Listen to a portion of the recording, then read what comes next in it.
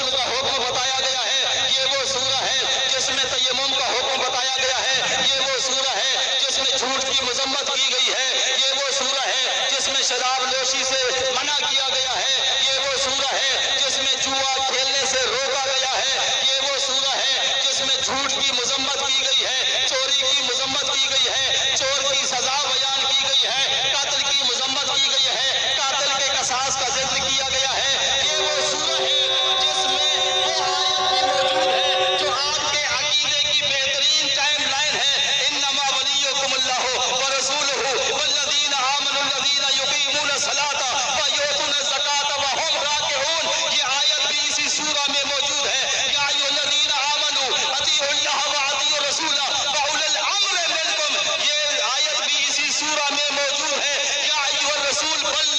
ما انزل الیک من ربک فإن لم تفعل فما بلغت رسالتہ، یہ آیت بھی اسی سورہ میں موجود ہے۔ اس کے بعد الیوم اکملت لکم دینکم، یہ آیت بھی اسی سورہ میں موجود ہے۔ میں خلاصہ بیان کروں، اگر کوئی مسلمان اللہ تعالیٰ کے بچھائے ہوئے اس روحانی دسترخوان پہ آ جائے، اس قرآنی دسترخوان پہ آ کر بیٹھ جائے، اسے شریعت بھی ملے گی، اسے ہدایت بھی ملے گی، اسے رہبری بھی ملے گی، اسے غدیر بھی ملے گا، ولی بھی ملے گا۔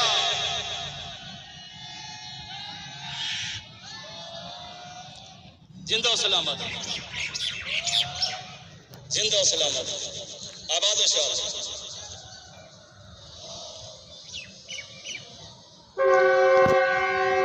سورہ مائدہ